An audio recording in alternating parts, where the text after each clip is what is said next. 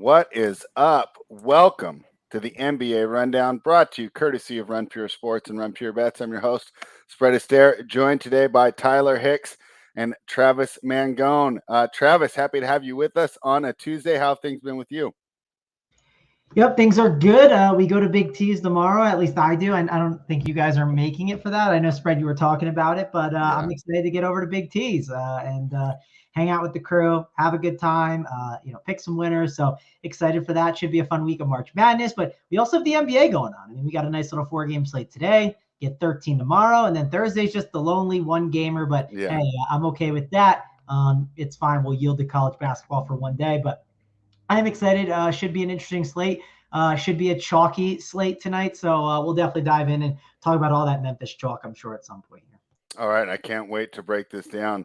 And hey, Travis, last week, Tyler was victory lapping on me, but I finally got one on the kid, right? I took the Bucks. He had the Jazz, right? I had that one on him, right? We've had this little Jokic Embiid debate, right? Jokic looked fantastic tonight. I get that victory.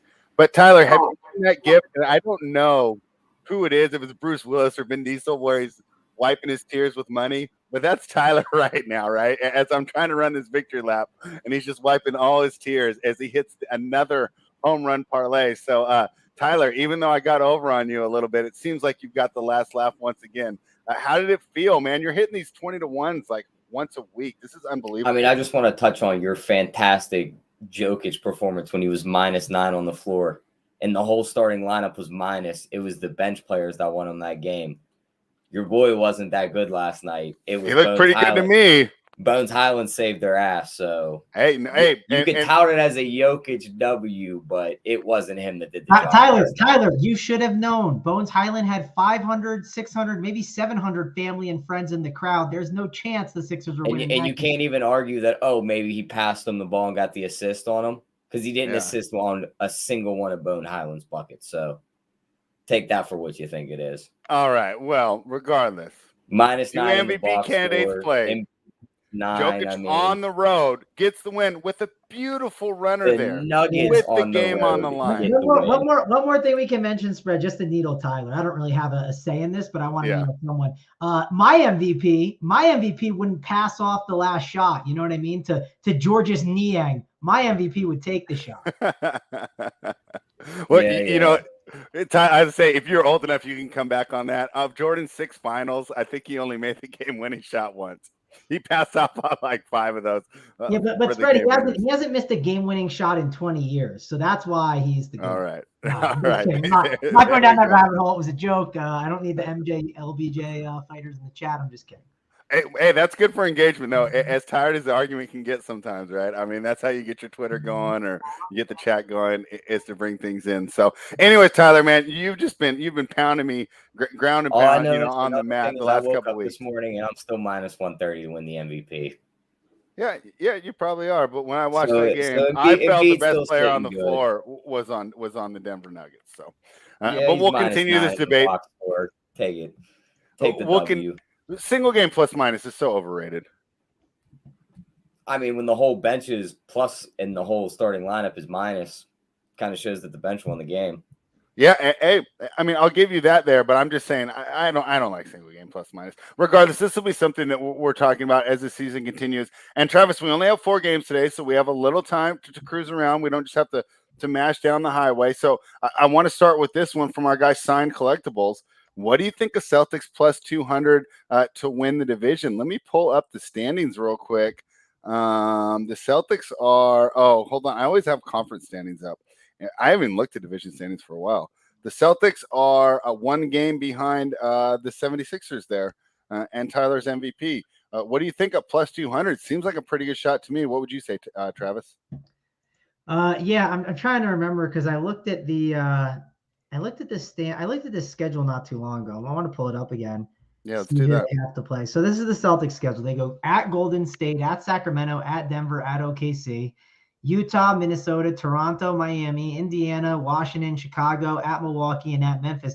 Those at Milwaukee's and at Memphis, though. Those could be games that get mailed in. Maybe not though. That Milwaukee one's on TNT, so maybe that's like the last time that the Bucks play. But I think if you would have bet it, my only issue is I think I would have been in on this a little earlier. Like that's my one concern. Like, I know like Doc has talked about maybe resting some of those like Hardens and the Embiids down the stretch, but you can't trust Doc anyways. So I don't know. I struggle with it a little bit just because I think we saw this in January and February. I think that was the time to get on it. I think it's just like it's a little too late to kind of pull that trigger. I don't know how you guys feel, but that's kind of my thought process right now.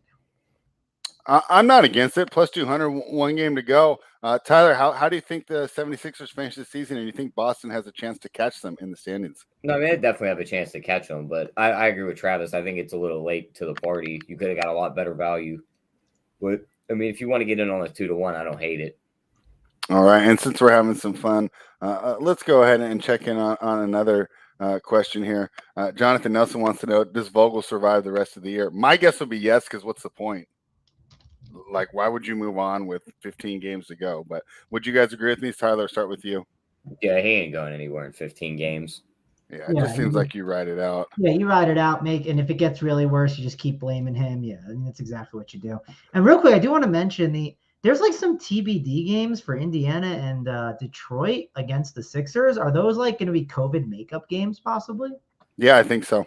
Yeah. So like that could impact some things for sure. So that's something definitely to think about. Like I'd research that portion of it because there could be games like this. The Sixers literally just mail in and don't really care much about because it could be back-to-backs down the stretch where like they just really kind of cram them in and it could be really obnoxious. So that's kind of my overall takeaway. I think it's a little too late. Kind of what me and Tyler said. I'm kind of on board with that. Yeah, it's kind of interesting. Just looking at the full conference standings, right? Only 5.5 games between Cleveland at 6 and Miami at first. Philadelphia is sitting there right now, 3 games behind Miami, right? A half game ahead of Chicago, a full game behind Milwaukee, 1 game ahead of Boston here. I don't know how much they'll be resting. I guess it'll be interesting. I mean, do you think there's a situation where the idea is no one wants to play Brooklyn in that 2-7 spot, or do you think they're just going to play it out and try and get the highest seed possible? Yeah, I mean, there's definitely a chance that you could see some chess for that, but then you can't plan for it, right? I could definitely see teams like still playing for it and just being like, we're going to play whoever's in front of us. And we've seen that all the time. Like, I believe it was last year. Was it the Nuggets last year? Like they should have clearly lost a game. I don't remember if it was them, but there was. Yeah, it was the Nuggets. Yeah. They like clearly it made more sense to lose the game and they didn't lose it. So, yeah. I don't know. That's part of the guessing game that I don't think I would really want to be a part of. Like just if you want to avoid teams that, let's say you're making like finals wagers, maybe you do avoid teams that are getting that 2 seed because that would be an absolute gauntlet to go through. That's something to think about when you're kind of wagering on like the finals rather than some of this other stuff. All right, and we've made it 10 minutes, and we got some King slander, and he says Bulls just lost to the Kings. They don't deserve to make the playoffs. yeah, quite an indictment there, Robert, huh? Tyler, would you agree with me, though? I mean, I'd much rather be sitting in that 3 spot and play the Cavaliers than have to play Brooklyn in the first round. Would you agree? Yeah, but I mean, just like Travis said, certain teams don't look at it that way. And they just play whoever's in front of them. Do you really want to mess up the momentum your team's playing with just to take a loss to get out of the way of another team? And then what if you just blow the momentum right there and then you lose to the other team anyway? So I could see why they keep playing like that. I mean, I purposely would, but I'm not the coach. So, and again, yeah, I mean, that's an issue we always fall victim to. Like, if I was the coach, I would do this, so it's going to happen. Like, but you're not the coach, right? Like, it just depends. Like, don't act like Doc Rivers is a great example. You really think Doc Rivers is going to be someone that's like thinking about that? Like, Doc is such a donkey. He definitely is not. He's just going to focus on getting his players right. And if he thinks playing an extra game for them is going to help them out, then he'll do that. If he thinks a day of rest will help them, then he'll do that. He's just going to do what's beneficial to his team and then worry about how the chips fall from there. All right. Well, this will be something fun for us to monitor moving forward. And I'm so excited, to be doing these shows and having these conversations with you guys in the chat as this NBA season winds down, because this East is loaded. I think there's 5 possible teams that can win it. Throw Cleveland out, throw the top 5 with Boston and put Brooklyn in there. I take the Bulls out as well. But man, I think any of those teams really has a good shot. So I think we're gonna have so much fun as this season continues. Oh my gosh, my bookmaker's logged out again. And I will pull that up and get to the first game on the card tonight, a shorter 4-game slate as we build up for the monster slate tomorrow, and then nothing on Tuesday. Boy, the NBA's really peaks and valleys. We're going to start with the Brooklyn Nets, heading to Orlando to take on the Magic. Magic plus 10 at home, total of 232.5. plus 415 on the money line if you're feeling magical. This line opened at 9.5, moved all the way to 10.5 this morning. Now back down to 10. I'm part of the group that bet it back down to 10. Here's my idea here. The Magic minus 7.5 net rating before the All-Star break. It's actually plus 0.3 since the All-Star break, right? And we've seen a lot of these young players play well. The team seems balanced, right? They're not, like the Pacers that are all guards, front court. They got guards, they got front court. They're playing well. The other thing is, as much as we would like it to be, covering the spread doesn't help you in the standings, right? Let's say the Nets get up 15-17. Why are we going to play maybe Kyrie because he needs a little bit, but I would definitely be wary with Kevin Durant's minutes. I worry that, if you were to take the Nets here, they could be ahead by 15 the whole game and you still don't cover. But I do think the Magic make this a close game. Tyler, we'll start with you. Do you agree? Yeah, I think the Orlando's the right side plus the 10, but I'm not looking to bet it because I think Brooklyn wins the game. Now, they give up 3+ threes to point guards over the season, and over the last 30 days, they're giving up 4+ threes. Mm-hmm. We've seen Irving come out and torch in these games, so I kind of like him 4+ threes and win. And you could do the 25+ points and 30+ points at 2-1 or better. I think that's going to be the way I approach this game because it's looking like Seth Curry might also sit, so that might even be more shots for him. Yep. Yeah. All right, Travis, how are you approaching this one? The only thing I kind of disagree with what I heard, Spreads, I disagree with the KD getting less minutes because the dude does get 40 minutes a night, it feels like. Now, when it obviously it can blow out, then you could. So if that's how you're looking for that backdoor cover, I kind of get it. I'm also someone who I feel like I've backed the Magic a lot when I've been on here as of late. Last time we were on, I gave the best bet money line. They didn't win, but they did cover. They covered. Yeah, I was thinking that too. I almost messaged you, man. We should have played it safe, right? Yeah, I mean, I don't know. I still liked it, but I don't mind the Magic side. It's a lean for me. It's only a four game card, so it's gonna be a little tougher. It's obviously fine best bets today, but I've been riding on this Magic train a little bit. I'm still gonna stick with them. I think that the game will be close, but I think the Nets end up winning, right? They'll win, kind of like what you said, Spread. They'll win fine. They likely win by 9 or 8, somewhere around that range. I think. Yes, could it be double digits, of course, but hey, the Magic, you could see KD come off the court and the Kyries, like you talked about, if it happens to be a pull early on, you could see the guys like Cole Anthony stay on the court. The Magic just do that. They don't pull their guys typically. They will still play them out there as long as it feels like it's within striking distance. So I don't hate what you're saying. I like KD for DFS a little bit just because I don't think people are going to play him. Who on earth is going to say, let me spend up on KD today? He is the highest scoring player on the slate, right? If you look at raw points, he makes sense. So maybe he falls on teams just because of that alone. But when I ran stuff earlier, I wasn't seeing a lot of Kevin Durant. Of course, that can change as the slate goes on. I think a lot more people are living for guys like Devin Booker and CJ McCollum. And if you look at the small forward position, I always like to talk about this spot because it's not a great position. Now, Dylan Brooks, he is on a lot of teams because he is going to be the chalk at 4,900. I think Dylan Brooks is a good play today. Don't get me wrong. But small forward, KD is 11.1K. Next guy is Jimmy Butler at 8.6 against Detroit, too. I don't feel super confident in him. Cade Cunningham, he is 8.3, and he's questionable with an illness. So let's say you take Cade off the court. Well, now Buddy Hield is the next guy at 7.5. So you only have 2 guys at the small forward position that have that eligibility. And same with the power forward. KD, 11.1. Butler, 8.6. Wendell Carter Jr., 7.4. Then it's Jaren Jackson, 6.5. The point I'm getting at is a lot of builds right now I'm noticing are not spending up for KD. They're all going the other way. They're all going for the spend up guard. So I think KD is a really good contrarian option, especially when you understand the amount of minutes he is playing. And if he plays 40 minutes, well, then what happens? You likely expect this game is a little bit closer. And if this game is closer, well, you could see someone like a Wendell Carter Jr. have a big game. I mean, I'll just read you the game logs. 42, 36, 32, 53, 35, 42, 38, 45, 38, 30, 41, and 49. Wendell Carter Jr. has had a really, really nice run. The price tag feels uncomfortable at 7.4. It's only a 4-game slate. I like the idea of, if you look at a lot of these optimals right now, they're all going cheaper at power forward. There's some Wendell Carter Jr., not as much, but typically you see them spending down at small forward. And you see some people going Jaren Jackson, maybe Isaiah Jackson's popping. What if you just play Kevin Durant and Wendell Carter Jr.? You start there. You're already really different with the way your lineup is constructed because a lot of people what are they doing? They're spending they're spending up at the shooting guard position for like the Devin Bookers and the CJ McCollum. Not that they're not good plays. I think they are good plays.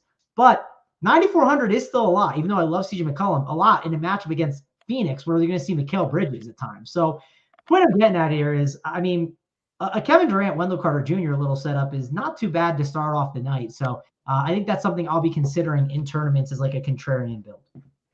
All right, that's a great breakdown. And you talked about Wendell Carter a lot. Our guy, We the People, he's been hot in the chat too. He likes the PRA for Wendell Carter. Tyler, your thoughts on that? Yeah, I mean, I never hate Wendell Carter props against Brooklyn, who's only going to play Drummond, 20 minutes? So he can definitely blow that number out. All right. Richie Smalls wants to know, this is for you, Travis, is Fultz viable now with Jalen Suggs out? That's a good question. I'll admit I have not paid super close attention to Fultz. I know he had that 16 to 20 minutes limit. Let's see if that has changed. Give me 1 second. He's still in that range, man. 19. The fantasy points have been good though at 4-2, and it's such a tough slate. I wish I could have some more minutes. It does feel like the upside is a little brutal. That's one of the concerns I have. I mean, on these like 4-game slates, I don't mind it because but the other problem I have is like that Memphis value is just so good today. I wish this was one of those slates where value wasn't wasn't as good, right? Because you have such great value plays on this slate, it'd be a lot easier to pull the trigger on like when you can create your own values. Like I kind of like those slates when the value play is like Royce O'Neal. It's like, okay, like we can create our own value. No one wants to play 60% Royce O'Neal. So I would have preferred more on that slate rather than this one. It is a shorter slate, so like I get where you're coming from, but the Memphis values just seem so much better than the other ones. Like, I don't know, like Tyus Jones, for instance. I mean, Tyus, no doubt. I mean, I guess you could do what's Fultz is point guard eligible. That's the other problem. Like, what about just playing RJ Hampton instead? The dude's going to start tonight. So, but here's on the flip side with like the Fultz argument. Like, RJ Hampton, even though he's been playing, 27, 22, 28, 24, 34 minutes, right?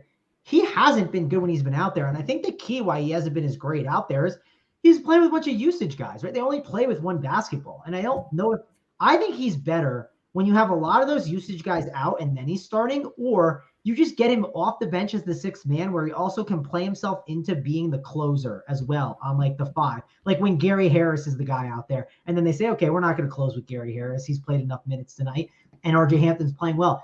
So the more we're talking about it, and I know like we're just talking through the scenario, I don't hate the Fultz idea. The problem is like, don't fade Fultz for like a Tyus Jones, right? Like that is just like, that's just wrong in my opinion. Tyus is going to be like the best value on the slate. Like you just kind of play him. I do think you can get away with it a little bit. If you do play Fultz though, this is like another thing I would think of. If I play Fultz, so I play Fultz and I play Tyus Jones, put them in the guard spots. This kind of allows me to like not be spending at the point guard position for like a Devin Booker or a CJ McCollum. Like I get it. You can put them at shooting guard and then at utility and you can have both those spend ups. But I kind of like the idea if you do that to then spend on Kevin Durant, because if Markelle Fultz plays really well, you're likely going to see this game be closer. And if the game is closer, it's because he's done really well in that like second unit. And he's had like he's played really efficiently. That's how you help keep yourself in the game against the Nets, because that second unit has done so well. So I don't know. The more we're talking about it, I don't hate, like if you do play a Fultz, I kind of want to do it with KD. And it also makes a lot of sense based on the build, because when you put in a point guard like Tyus Jones and then you put in Fultz, you got 4-2 and 3-4. It's just harder to spend at the guard spot. Like I said, yes, you can put in the Bookers and the McCollums at that shooting guard spot, but then that like forces your build to be like a certain way. And I think maybe you just spend for one of the shooting guards and then you fade the other. And I would likely lean, if I have to pick one, I think it's Devin Booker over CJ McCollum today if I have to pick one. What about the point guard on the other side, same price, Dragic? Oh, yeah, he definitely fits these kind of slates, right? Where it's like, man, he played 38 minutes against the Knicks. Why did he play? That's what made me bring him up. He started. It seems like they just like piled on the minutes. It's like that happens again in this spot. No, that's a great call out because I played him against Philly, and Kyrie wasn't in that game, right? Yeah, yeah, that is true. that was at Philly. So no, Kyrie was in that game. The Knicks game he wasn't in. The Knicks game is the one I'm talking about. Kyrie misses New York. But also there was no Seth Curry in that game too, right? Seth missed that game, and that's why the Knicks piled up too. So, and I believe he's out. Questionable. Right? Oh, he's still questionable. Okay.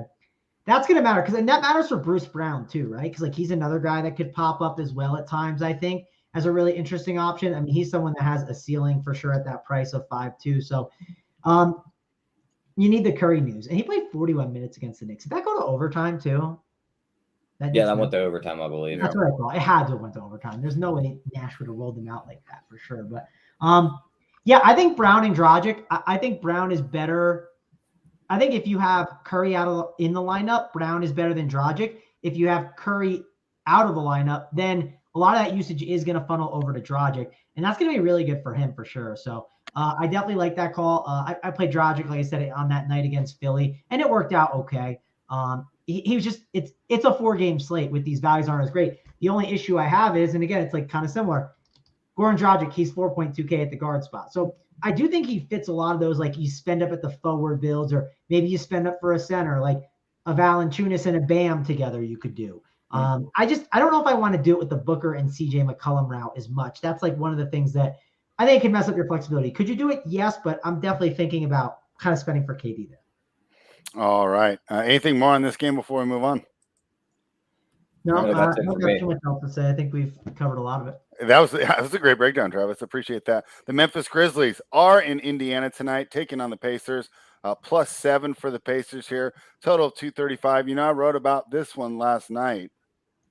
That Ja Morant doubtful tag wasn't there when I was looking at this last night. It's there right now, and that absolutely changes everything. Now, to be fair, if you already got in, Memphis has been pretty good without Morant this year. They're not dead in the water without him, but that changes things, and of course, it changes the way the DFS slate works. On the other side, right, we got so much news. I mean, I really think this game is tough to cap here, and it's going to definitely be tough for you to break down. Travis with Chris Duarte, Malcolm Brogdon, Lance Stevenson, all questionable. I don't really care about Bataze anyways. I don't think Carlisle likes him. I don't think anybody likes him. I think he's going to be out of the league here pretty soon because he hasn't really seemed to catch on or live up to his potential. But regardless, right, I mean, that changes so much. They go from like being a guard-heavy team that can at least have an advantage in the backcourt to really struggling when they go to the bench if all these players miss here. I like Memphis here. It just seems like they're a team getting ready for the playoffs. And even if Ja Morant misses, this is I think this team still has the ability to get it done because they're balanced right now. And I love what Indiana's doing, right? They're developing Isaiah Jackson. They're developing Jalen Smith. And good for Jalen Smith to get an opportunity where he's going to get run because, let's be honest, if you watch him play, he's not ready to contribute on a championship contender. But on a rebuilding team like Indiana, I think those minutes are fine. And I think that he's doing a good job with the opportunity they give him. I think he's averaging like 11 points per game and 7 rebounds in his minutes here. So I'm not against the way they're developing him. But when you go against real pros that are ready to contribute, and I'm talking about guys like Jaren Jackson, Brandon Clark, and of course, Steven Adams, I think it's going to be really rough for the Pacers in the paint. I think Memphis controls this game. Even without Ja Morant, I still think they cover. I still do think you wait for the news, though, because if Morant's ruled out, this line's going to drop to 5, maybe, I would assume. So you might as well get off that key number. Tyler, how are you approaching this one? Yeah, I think Memphis wins the game. I think they might win it by double digits. I don't think Morant's going to play at all. Because when I looked at – what time did you write that game up? Because I looked at that game It was late. like 4 p.m. yesterday. I was trying to get stuff done. I was exhausted. Yeah, you were early on that. That doubtful tag came in last night late, and then he missed the shooter on this morning. So I don't think he's playing. I think it's kind of baked into the number already too. So I don't think it moves much. Maybe down to 6.5. Mm-hmm. But you look at these other names on here. If Brogdon misses, I mean, they're not going to have anybody to guard Desmond Bane out there. Right. His 3+ threes and win is +130, 22+ points and wins +176, 25+ points and wins close to 3-1. So I'll be playing all of those because he's absolutely going to feast on this defense. And then Tyus Jones over 6.5 assists. I like. I see We the People likes his points in the chat too, and I don't mind playing his. And Nick's with you here on that Bane. So I love that they're finding these angles. Yeah, and I don't mind playing Tyus Jones 8+ assists and win. All right. What's that number there for that Tyus Jones? 8+. Like plus 350. Yeah. All right, Travis, a lot of moving parts in this one on both sides. Let's just say everyone that's questionable in that report gets ruled out. How many players from this game do you think you'll have in your lineups? If everyone's out on that report, I believe they're on 8 bodies, right? Richie correct? says on Roto Grinders they're saying Brogdon's available. I'm on Basketball Monsters, so that could account for the discrepancy. Yeah, I don't know where he's seen that as available, but I think he's more questionable. I'll say this.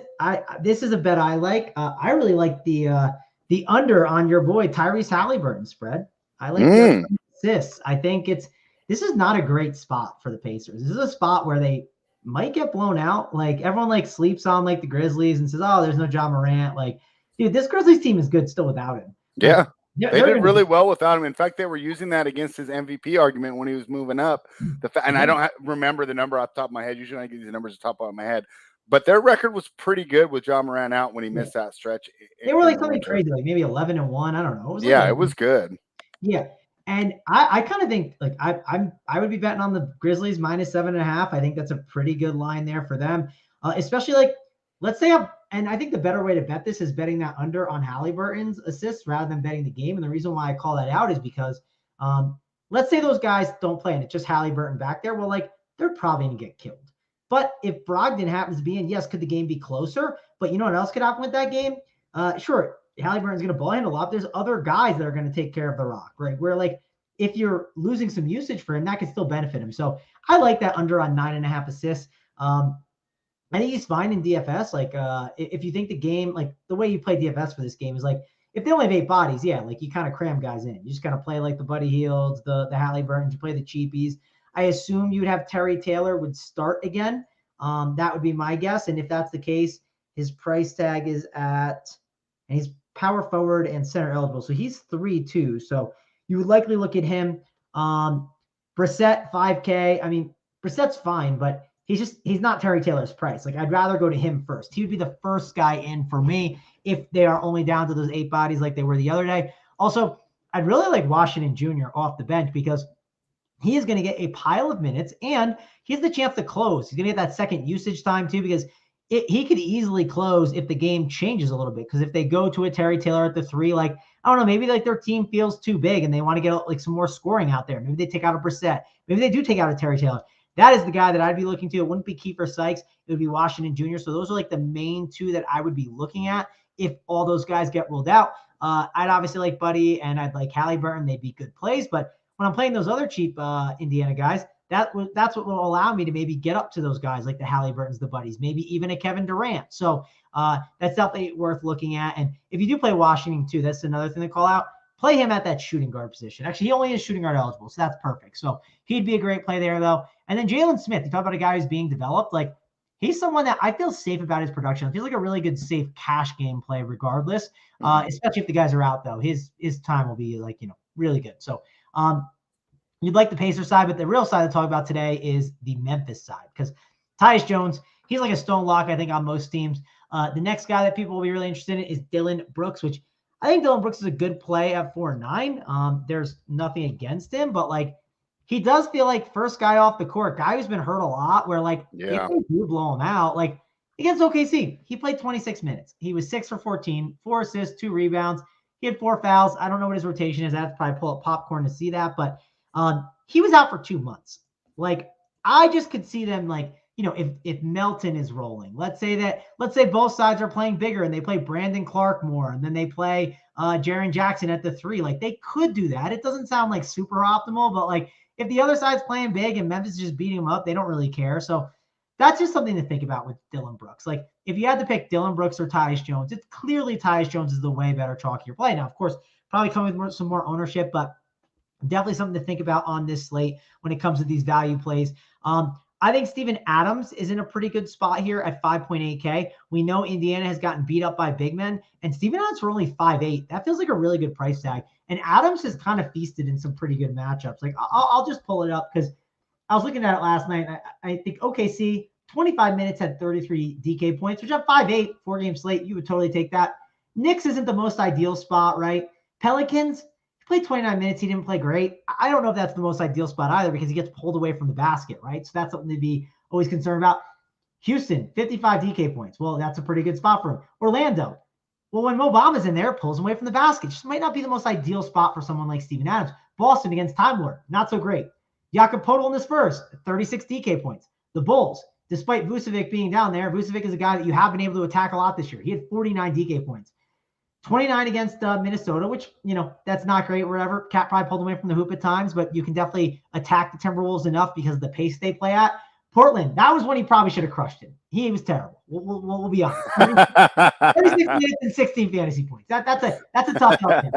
He had a bounce back against the Pelicans. Charlotte, when he won JSU, a lot of money, 42, and then the Pistons, 44. I think the point I'm getting at as I've gone through this, it's a really good spot, I think, because Indiana has been just really bad against bigs since they've lost, Sabonis and Miles Turner. It's been a team that you can feast on. And I don't think Steven Adams should be 5'8". I think a price tag of 6'6" would be more appropriate here. So I feel like you're getting a bit of a discount where he's a good play. Another guy that I'd be kind of concerned about today, I think he's great in DFS at producing fantasy points. I think he's awesome. If he puts up 50 today, I wouldn't be shocked. But I would not be shocked, too, if he had 3 fouls in 3 minutes, and that is Jaren Jackson Jr. You can't keep his hands to himself. When you play Jaren Jackson Jr., you play him when he's not chalk in a great spot. You play him when he's playing the Pistons and he's 5% owned and he's at a discounted price. You don't play him at 6'5" in tournaments. This is going to be one I struggle with for sure. It's going to be one of those, you pull up the optimizers and he's pumped in there. He's going to be on a ton of teams. I'm playing 2 teams tonight. Don't get me wrong. I'm going to have the mental battle of, do I play Jaren Jackson? Do I full on fade? Do I just hedge and play one? It's going to be a battle for sure. I've gone through this all year, but I feel like, after time spread, you keep going through stuff and you realize the mistakes you've made. And I think the thing that I've made a mistake on is playing him as chalk. And I think I'm just going to take the, bite the bullet, take the L if it doesn't work out, take the W if it does, and just fade Jaren Jackson today and play other Grizzlies instead. Maybe it's like Steven Adams, it's Tyus Jones. Maybe it's Brandon Clark. Brandon Clark could absolutely dominate in this matchup. And he also leverages. He leverages Jaren Jackson Jr. because of the fouls that he can get into. So Brandon Clark at 4.4K, definitely an appealing option. And if that game blew out, I assume Brandon Clark kind of stays on the court, right? There's always one adult they leave around, just to make sure you have the Fred, I don't know if you have kids or whatever, but there's always one kid, the older kid, you say, you're in charge here. You give them the responsibility. That Brandon Clark seems like that guy. You're in charge, hold the lead. We're up by 16. Don't let this get too out of hand against this Pacers team that has nothing to play for. And he feels like the guy that would get some decent closeout runs. So his minutes have been solid, 23, 25, 14, 27, 20, 21. And he's a really good and elite producer and gets a matchup. When I get guys that don't play a lot of minutes, but they're really good producers, I want them in these matchups. I want them against the Pistons. I want them against the Rockets. That's the spot. And I want them on shorter slates at cheap price tags where I want some value. And I think he could be a really interesting value that also leverages on top of Jaren Jackson. So let me see if there's anyone else I missed from this game, because I didn't talk about Melton. Melton could obviously be in play at 4 or 5 because he's going to run that second unit and then kind of come in there and he can easily steal some run. He could steal it from Dylan Brooks. I don't really get excited about Kyle Anderson. I don't know too many people that do, so I don't think I'll be going there. Yeah, I think I covered it pretty well. But I'll have Tyus Jones on all my teams. Dylan Brooks, I feel like might be a 1 of 2 candidate. At least that's where my head's at. Steven Adams feels like another 1 of 2. Jaren Jackson feels like a 0. And then I think I'm going to do Brandon Clark 1 of 2. Maybe one of those guys gets put on 2 teams, but we like Memphis today. They'll be on the winning team. And one more thing I'll mention. We see these with optimizers. I know I've gone forever about this, but I've seen these slates over and over. I feel like I've made this mistake. So when you run the optimizers today, I got the top 8 teams up here. 4 Grizzlies on the first team, 4 on the second, 4 on the third, 2 on the fourth, 4, 5, 3, and 3. 4 is the common one, right? So why not just only play 3? Just play 3 Grizzlies. You're still playing really good plays on Memphis. You are. You're still going to play some awesome options. But you're just saying, hey, I'm going to fade one of them. Like the other day with the Spurs. The Spurs were just can't miss spots. You put them on there. You only needed 3. The Clippers last night. You only needed 3. That's one common theme I've noticed over and over with these slates. So maybe when you build out your teams, you're using an optimizer, you're on SaberSim, set the rule of max of 3 Memphis Grizzlies. When you do that with your teams, you're going to get some pretty unique builds that are still some really good teams that you can play on this slate. So that's something I'm definitely going to be looking at on this slate. Like when I get off of the hardwood show, I'm going to run a bunch of max of threes and see what I can find that I like. I'm not going to force in, like, I know we talked about, like, what did you think of Markelle Fultz, Goran Dragic? I'm not going to force them in. Maybe I land on a guy at 4,200 who I don't like, and I say, okay, I'll just put him in instead and then move on, where it's like a slight change. But I'm still making some really smart teams in the end. Travis, that was a great breakdown. If you enjoyed that breakdown, remember that's the type of info you get over at runpuresports.com. Head on over, use the promo code GetBets. And Travis, as you were making that breakdown, right? I just imagine you, right after hardwood, you're on your computer, you're working, right? You got the conference call with the smartest guys in the world, and there's a Jaren Jackson dressed as an angel on one shoulder, and a Jaren Jackson dressed as a devil on the other, right? And Jaren Jackson's going, stocks upside, right? All these points, great matchup. And the guy's going, I can't wait to foul. I can't wait to foul, right? And you're just going through this. So we'll have to get an animator to go ahead and do Jaren Jackson, I will call that out. The stocks are worth 3, right? So when you get 5 stocks, that's 15 points just like with nothing else has happened. So the ownership matters on Jaren Jackson Jr. And yes, the devil will be here, the angel will be here, and they'll be saying, play me. The devil will probably be fouling you while he's speaking, right? You know, just hands I all promise over you this. I will not have him on at least one of them. One of them, I will definitely take a stand on one. The only problem is there's sometimes you build out teams, right? And you see one, you're like, I love everything on that team. And then it's like, oh, I'm playing Jaren Jackson. It's like, oh, I'm playing him because power forward's bad, right? And I don't know how to put here. And then you're looking, you're like, well, what's the power forward upgrade that I like? And then you're like tinkering it out, and like you just can't find it at 2v2 to make it work where you love it, which it can always be so frustrating. But yes, Fred, that is exactly what is going to be happening today. All right. According to this line movement, do we have Cade Cunningham news? Because it looks like we do. Still questionable on my basketball monster, but this line tells me he's out. This Detroit Pistons team was plus 7.5 last night. They're currently plus 13 on Bookmaker right now in Miami, taking on the Heat at FTX Arena. Miami Heat 24-9 straight up at home on the year. Detroit Pistons 7-27. You know, Tyler, I was going to come on and make this great case for the Detroit Pistons, and it was going to be very similar to my Orlando Magic case. I can even pull up the numbers because I did them last night. The Pistons are minus 10.2 net rating before the All-Star break, -2 after the All-Star break, right? So -2 is not great, but the fact that they've improved 8 points of net rating in that time demonstrates that they are improving, and the books haven't caught up. Unfortunately, so much of that improvement is on the back of Cade Cunningham. 20 points in 7 straight games. He was going for another one to beat like Kelly Tripucka's record last night. And I think I watched him play when I was a kid, but boy, it's been a long time since I've definitely said or read that name. I was all set to make this huge Pistons case at plus 13. I don't even know what to do. It kind of threw me off because, everything that I prepared kind of goes out the window. Tyler, can you lead us to the promised land here? Yeah, if he's out, I'm still not going to lay the 13 because it's just such a big number and they've been playing better. So I think the Heat are going to win the game regardless if he's in or not. Mm-hmm. So looking at some of these player performance double, Duncan Robinson 3+ threes and wins plus 130. I don't hate that one. Tyler Hero's been playing very well off the bench. 3+ threes and win plus 150, 25+ points and win plus 210. What do you like better, points or threes on Hero? Probably the points. Okay. Just because if he gets hot from the mid-range, he'll keep going in. And if you even wanted to bet up to 30+ points win, it's plus 630. He did hang 30 in his last game, and he averages 30 against Detroit. So this could be a spot for him to just tear up these Detroit bench guys. I'm interested to see Mangone's take on him in DFS. And then for the total at 215, a slight lean to the under, just because both Detroit's been playing better defense outside of the All-Star break, and we all know Miami's more of a defensive sound team. So small lean to the under, but for the most part, I'm going to target those player performance doubles with Hero. Yeah, and that's fine because, man, this 13 points, if I knew what type of team I'm getting with the Pistons, right? But I'll be honest, it's been a long time since I watched the Pistons without Cade in the lineup. And from what I do remember, and this is really early in the year, it wasn't very good. Travis, how are you approaching it? Yeah, Tyler, what was your DFS question? You said about Hero. Oh, Hero. Oh, geez. I hate playing him. Why do you hate playing him? Because of no peripherals? Yeah, and So here's the thing with him, right? So like Jimmy, like they're too healthy now is my one issue. I think that's going to kind of play a little bit of factor into it, but like the minutes, like when you play a team like Detroit, so I automatically lose the first 5 minutes of upside. So I don't get that. And then like, I don't know, is he going to close? Like, let's say it's an absolute blowout. Like, will he even close? Like, wouldn't that just be like max stress? I don't think so. That's what I mean. Like, I just think you can lose so much run rotation wise where it like really concerns me. Of course, yes, could it play out in the scenario where like he beats up that second unit and like I said, like the adult in the room is Tyler Hero and he's the guy closing it out? Maybe like he could be the guy, but I just don't see it that much. And this Pistons team, especially if there's no Cade, right? Let's say there's no Cade. That's another factor that's in there.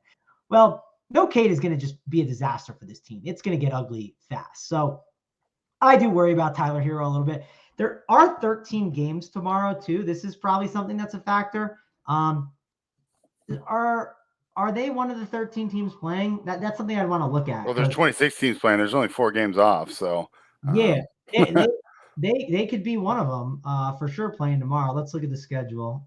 Is Miami on there? I think Miami's playing the Hawks. I don't know. I can't remember. No, they're not playing. So that's at least favorable. Like, I mean, because if they weren't going to play, and like, let's say they had like tomorrow, like Brooklyn and Dallas play on ESPN, like kind of like the point that you were making earlier. Like, yeah, you could see KD maybe come out a little sooner for sure. That's definitely a good thing to look at. Like I didn't look at that before when I kind of did the breakdown, but that's something to definitely think about when you're kind of building out your teams. So yeah, I think ultimately I'm really not that excited about a guy like Tyler Hero because of his price too. It's 7.6. It's a pretty hefty price tag for sure.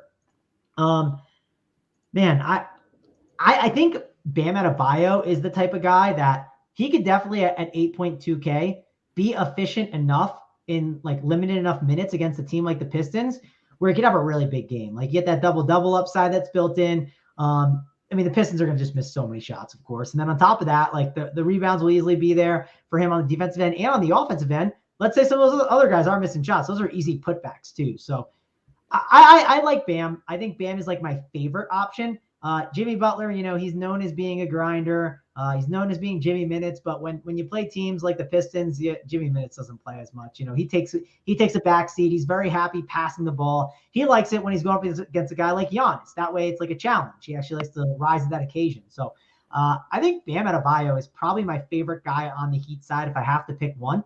Also, I think partially what plays into that is the positions as well. Like center position tonight, I mean, it's not incredible. I mean, Andre Drummond is fine, but like Andre Drummond against Bam Adebayo, against Mo Bamba, he's gonna get pulled away from the hoop at times. So that could obviously be a concern. I talked about Steven Adams. I like him, but I do think this Bam Adebayo idea is kind of intriguing. So that's the guy that I like the most. But man, if we are missing Cade Cunningham, usage has to go somewhere. So where is the usage going to go?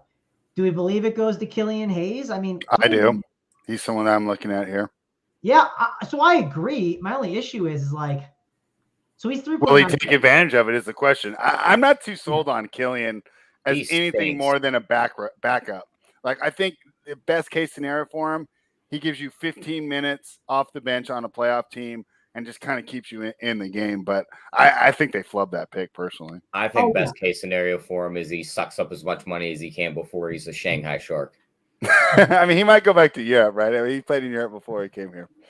So he's 3.9K. So at that 3.9K price tag, it's a good deal if you get Cade Cunningham out. The question is eligibility, right? He's not that, man, he's just that point guard. And like, again, Ty's is already taking up one spot. And I definitely am good at the positions. Like your strength is your weakness, but also be a weakness sometimes where like I overvalue it too much. And like, I want to see what the optimizer is doing with the guard position, because maybe there's too much opportunity cost with guys like Devin Booker. I know Cole Anthony is someone that's popping in there. Like there's a lot of pretty good guards. Like CJ McCollum is another one. Desmond Bane. There's a lot of guys there that you can consider. So, and if you do play, like I said before, if you do play him, then you have to go up and spend on KD and these other guys. So it's just something to think about a little bit with the Killian Hayes. Someone else that I would maybe consider is Corey Joseph at 4.4. He's just someone that I think he'll play a pile of minutes if they sit, and like he's a vet where like he actually knows how to play basketball, and like Killian Hayes, where sometimes those guys can pop off for big games out of nowhere, right? I'm not saying he's going to go for a huge one, but at 4.4, I might prefer him over Killian Hayes. Usage for Sadiq Bey. He's a guy that needs to be set up well for his 3-pointer. He's not a create and shoot guy. He's a catch and shoot guy. So if Killian Hayes is passing you the ball and Corey Joseph is passing you the ball, that does not sound optimal, right? You played pickup games before spread. There's nothing worse than a dude throwing you the ball and it's like you got to readjust yourself. Like you want that clean, perfect pass, and you're probably not getting that from Killian Hayes. Marvin Bagley, though, is the guy, or maybe even a Jeremy Grant. Those are two guys I think they're in the mid tier, so they're a little different than those cheaper guards we talked about if Cade is out. But Jeremy Grant is going to get a lot more ball handling responsibility. He'll likely see some PJ Tucker on him. He'll see PJ Tucker for the most part, I would say, which, yes, that could be a concern, but the usage is so high that at 6'4", at that point for power forward position, you play Jaren Jackson Jr. with the foul troubles that he can have in the amazing matchup, or make a slight pivot to Jeremy Grant or even Marvin Bagley at 5.9K, who Marvin Bagley has some pretty good upside. He's also how much of Bagley's he's been playing well. How much of that is Cade though? When I watch, man, Cade is feeding him right at the rim. I mean, it's something that he never had in Sacramento. You're probably right. You're probably 100% right about that spread. The only argument I can make against that is I think Marvin Bagley plays like almost no matter what, right? Like they're not just going to like trot out Luke Garza out there for like, a whole fourth quarter. Like, and they're not concerned about winning, so they don't care that he can't defend. Exactly. So I really think Marvin Bagley, like let's say the game happens to get out of hand. And like maybe it's not like out of hand by 40, yes, Marvin Bagley is probably sitting. We probably have Luke Garza out there. But if it's what the spread is at, like you could easily see them take Bam off the court. And then just like Marvin Bagley is out there feasting with a bunch of clowns. Like you could see Jeremy Grant off the court. You could see Sadiq Bey off the court. Like you could just see him chucking over and over and just getting really easy rebounds where he finds his way there. You do worry about foul trouble a little bit for him. I don't think Marvin Bagley would defend Bam Adebayo. That's my one thing that I like, right? You assume Isaiah Stewart's on him mostly. Would you agree, Spread?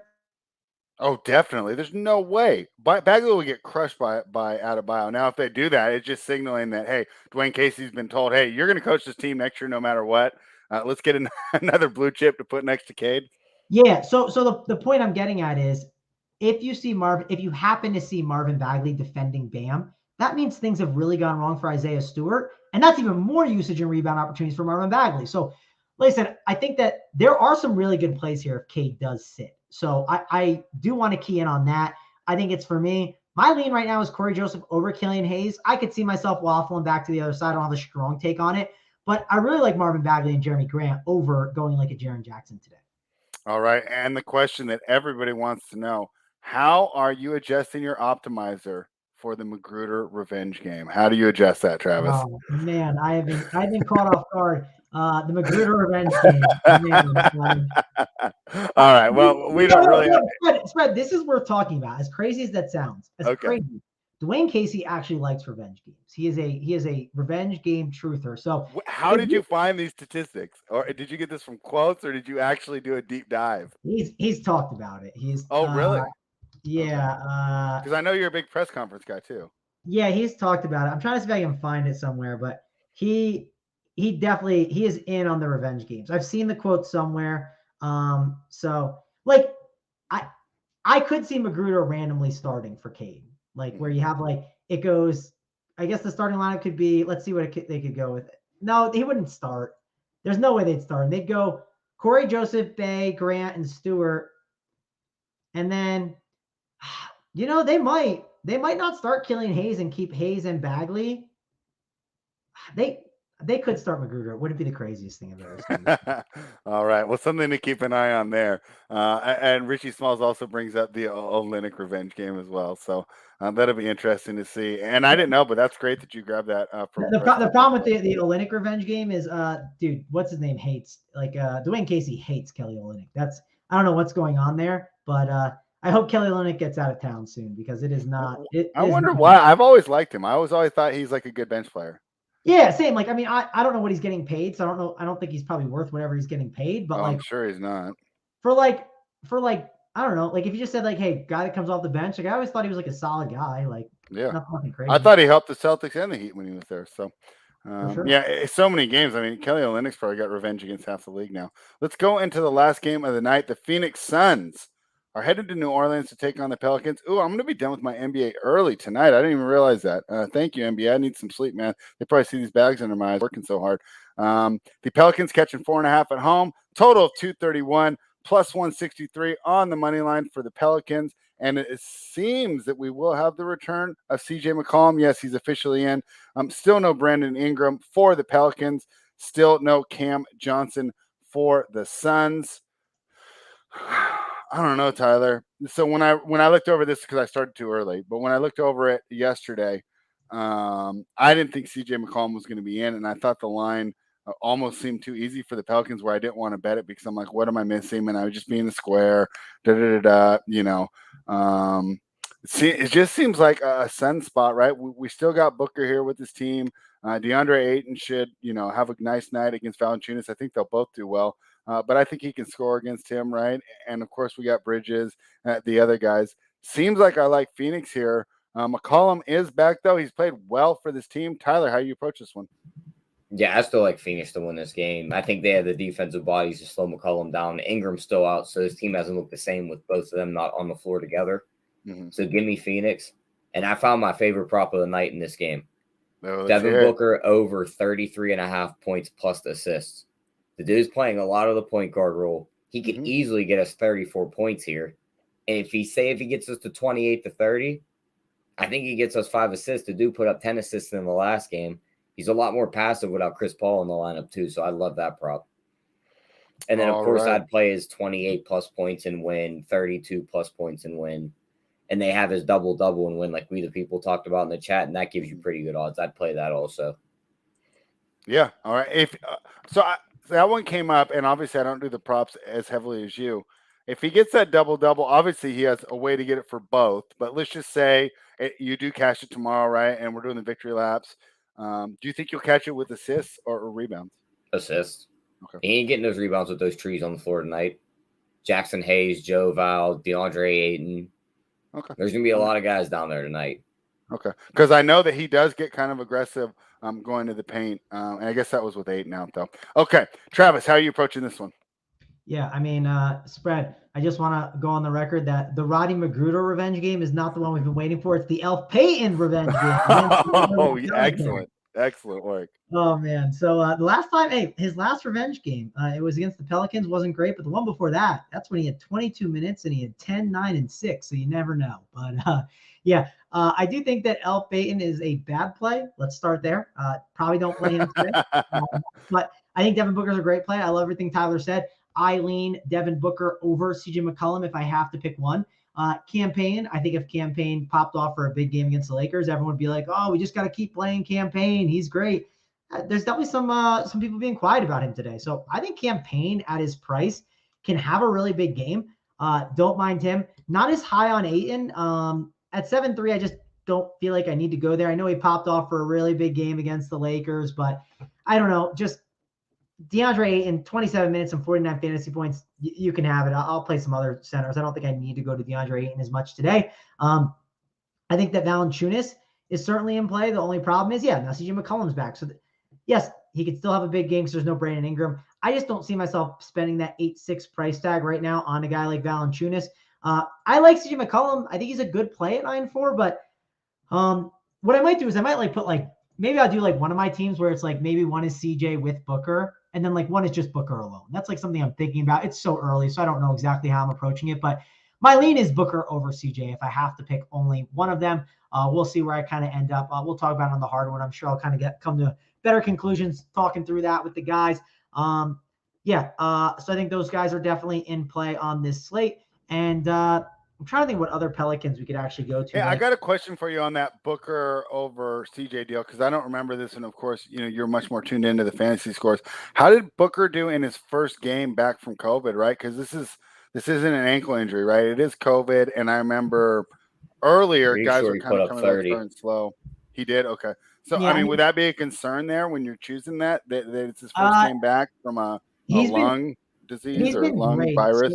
He's been great, so I'm not worried. First game back, there's unknowns there. You just don't know what's going to happen. So if you told me a guy coming back from COVID, And it depends on the spot, right? If he's 3K and like shouldn't be 3K, yeah, that's a different conversation. But if he's like a 9'6" stud coming back from COVID, like would you say he's priced appropriately tonight though?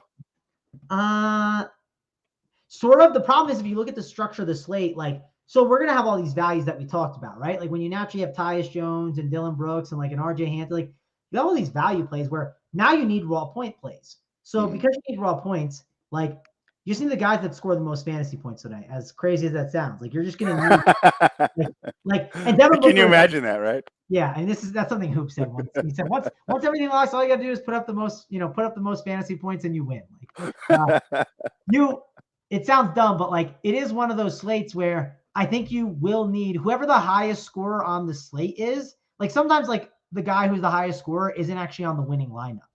I think that'll be the case today because of the value plays that we have on the slate. I don't think you're going to see all these mid-tier options. Like if you built a team today and you stayed above the 4K range and below the 9K range, and that's the only spot you lived in, you would be unique naturally because you wouldn't be playing Tyus Jones, right? You wouldn't be playing Devin Booker or CJ McCollum. So naturally that would make your team unique. And I just don't see like how not Devin Booker, but I don't see how the highest scoring guy is not on the winning team. And I think Devin Booker is a real high candidate to be the highest scoring guy on this slate. So I like him a lot. And he's got that shooting guard position where I like that shooting guard is a little more loaded tonight. Like you got guys like Halliburton as pivots. You got guys like CJ McCollum, where maybe that takes away from Booker's ownership. Now, if you tell me Booker's 80% owned and then Halliburton is 10% and the other CJ McCollum's 10%, and I'm making numbers up. I know those won't be it. But if that's the case, then yeah, I would like the Halliburton and McCollum side. Ownership would matter a ton there.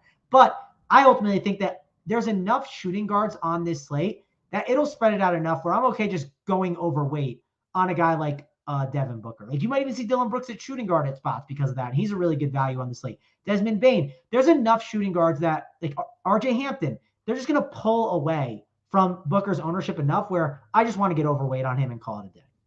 All right. Great breakdown there. Would you play Booker and Bridges together in a lineup? Yeah, that's a good question. Because I actually looked at Bridges today a little bit because I also think Bridges is going to defend CJ, which could cause some problems for sure. I don't hate it. I think you can get away with it at 5'9". The only issue I have with Bridges is like, I don't know how great his ceiling is. And because it's a 4-game slate, I don't mind maybe if you just, let's say you're building out your team, you love everything you have, you plug in the 5.9K small forward. If he gets you 30 fantasy points, you could still win on the night. Like you can, that's because it's a 4-game slate. You can still kind of walk away with a W with him getting that. And he's a very safe play. So I don't hate it, but you're probably not going to get that 45 fantasy point game 50. Like that's just not in his range of outcomes. Like guys in that similar tier that it is, like Marvin Bagley has more upside probably. Jaren Jackson has more upside. Jeremy Grant probably has more upside with the ball handling responsibility he gets. So it just depends how your lineup is built out. Like let's say you are kind of loaded up on, let's say you're loaded up on that Suns and Pelicans game. Like I don't mind maybe putting Bridges in there and hoping those other games fail. I'm like, you're just fading those games. So let's say there's 4 games on the slate. Let's say you're only playing 2 games.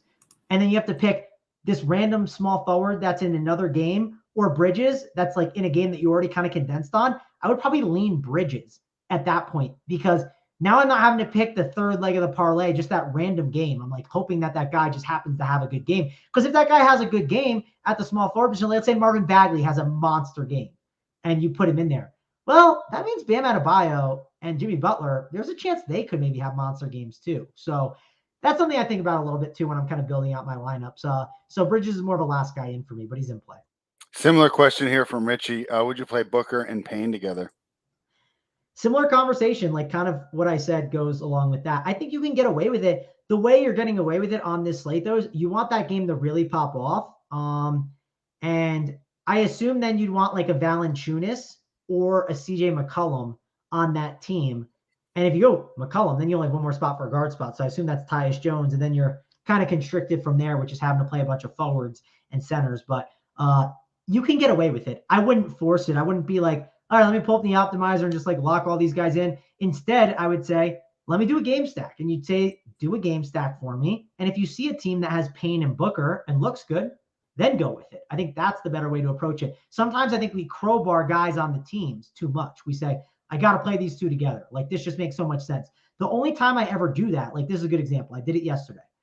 I ran stuff and I saw Jokic and Giannis. They were on teams. They're on teams and they're not bad plays, right? But they're not like if you run like 50 teams, they're not on like 50% or 100%, at least on my projections of what I was looking at.